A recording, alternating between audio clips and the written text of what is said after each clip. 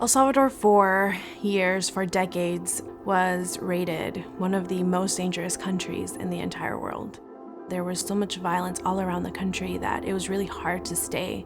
Even just to get a simple education, it was very hard. My mom went to 9th grade and had to stop going to school. My dad didn't even get to 9th grade because of the violence. When they decided to come over here, through God's grace, we were allowed to come over, with a residency.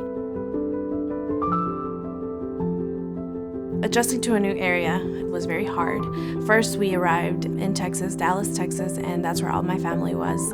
But when we got to Asheboro, North Carolina, I remember not knowing anyone, not having any family nearby. We had left all of our family in Texas, and we're coming to a place, to the unknown, essentially. It was very difficult to even find a church, to look for people that also spoke Spanish and that we would feel comfortable with.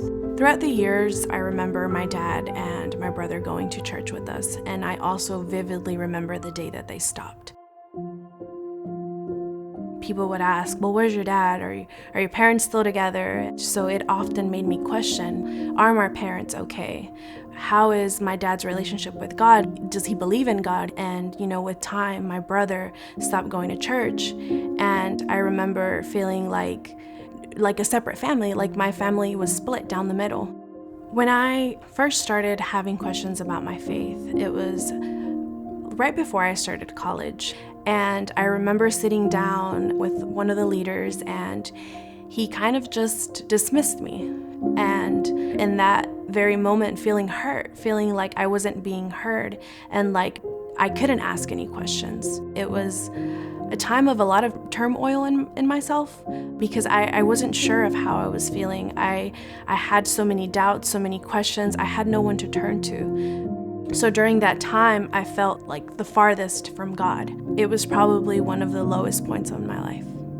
In November of 2021, I remember praying to God and asking God, please help me find a church that I feel at home. And searching online, churches in Greensboro, North Carolina. My friends had told me Daystar.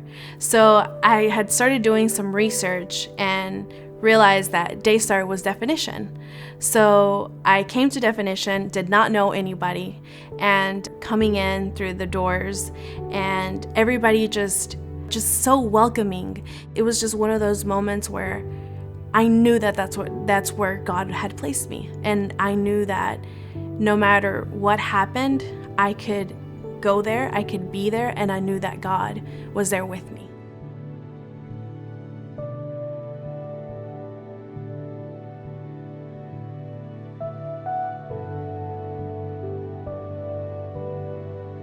Wait, that's the church that I go to, that's Definition. And I was so surprised, and I was like, oh my goodness, I didn't even realize that there was a Spanish service.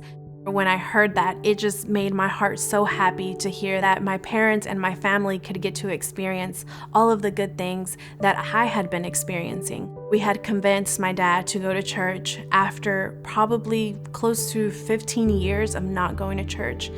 My dad and my brother had given their life to Christ once again and were seeking and pursuing a relationship with God. It just felt like I was living in a dream, because what I thought was impossible became possible. He had come through for us. He remained faithful to his promise.